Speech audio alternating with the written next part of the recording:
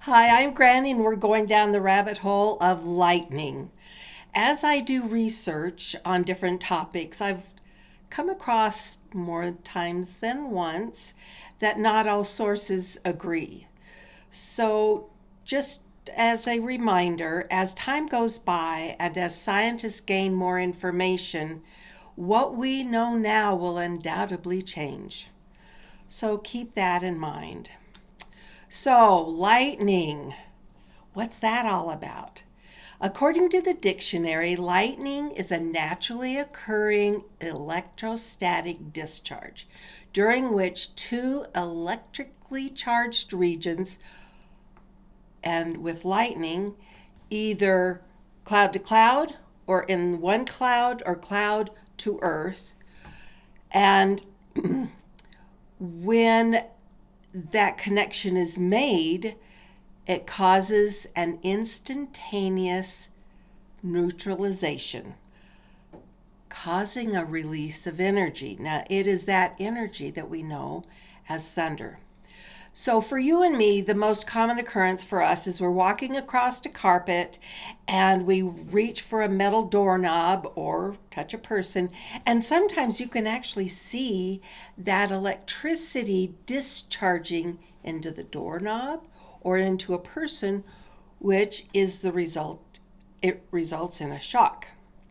So, the static electricity discharges into the knob. Think of that. The average discharge of a lightning bolt is a gigajoule. Now, when we were talking about stars, we talked about the different ways that scientists have determined the characteristics of stars by their joules or kelvins. As a reminder, a joule is a unit of energy equal to the amount of one neutron or energy. A Kelvin is defined as a unit of temperature. I mentioned electromagnetic radiation when learning about the auroras. A lightning discharge may produce a wide range of electromagnetic radiation from heat created by the rapid movement of electrons to brilliant flashes of visible light.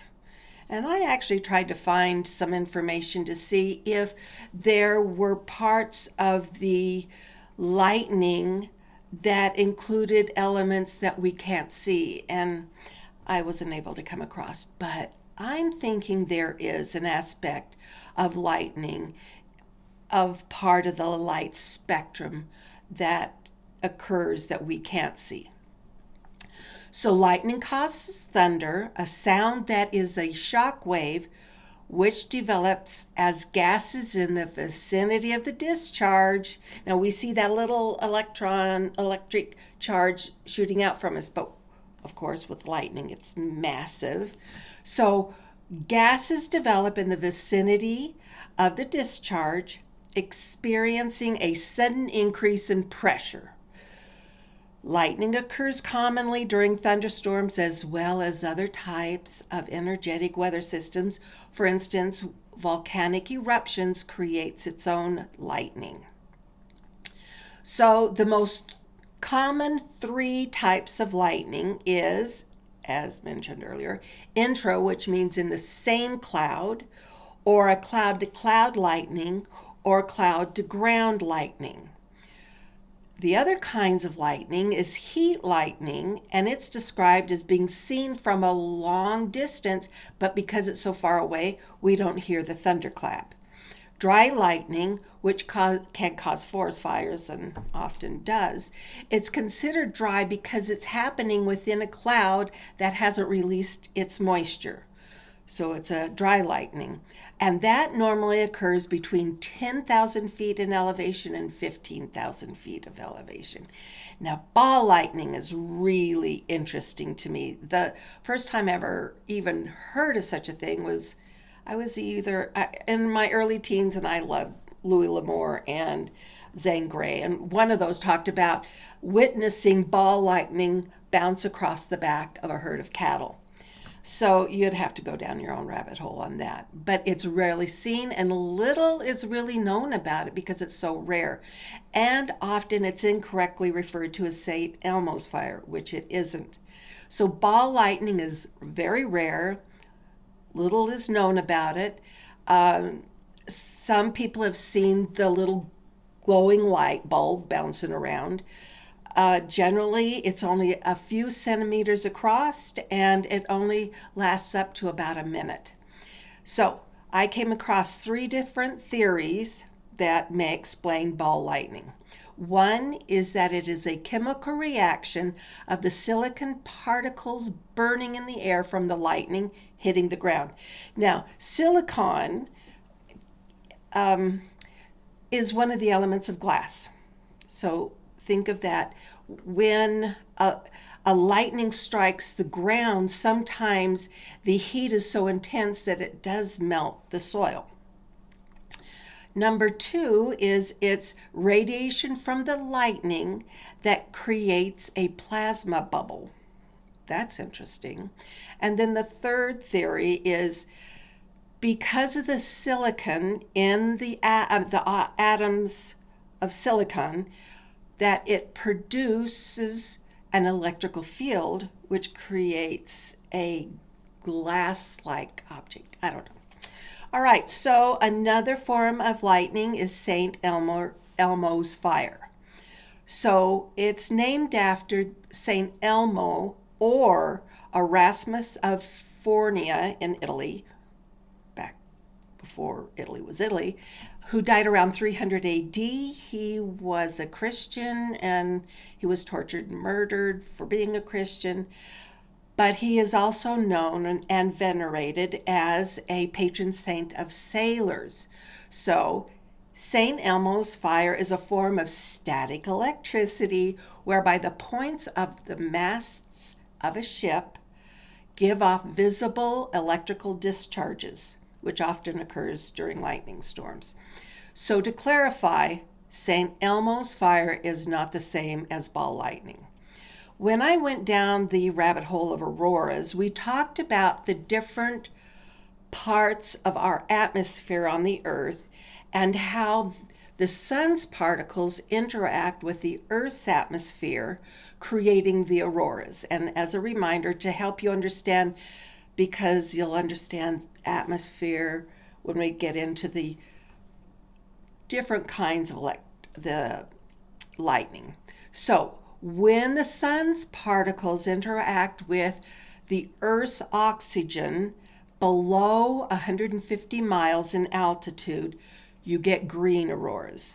Red auroras is when the sun's particles interact with the Earth's oxygen above 150 miles altitude. Blue, sun's particles interacting with nitrogen below 60 miles, and purple is nitrogen interacting with sun's particles above.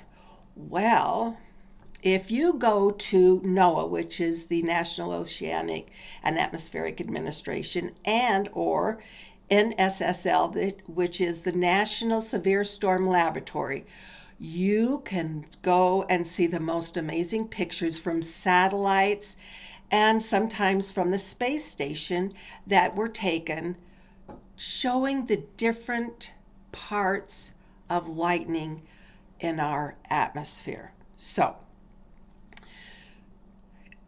it will help you if you go and look at those diagrams first, because most of the lightning that we see is below 20,000 kilometers, and that's in the troposphere.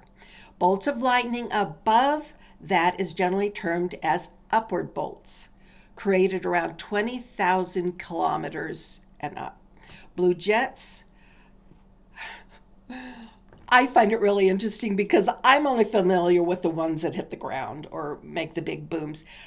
But that is just a microscopic particle of the other parts of the lightning. And it's because of the space station, it's because of our astronauts and satellites that we're able to see all these different aspects of lightning. So there is part of lightning that's referred to as blue jets. And they come out of the top of thunderheads around 20,000 kilometers to 40,000 kilometers, which is in the stratosphere. Not like you see in Las Vegas, it's different.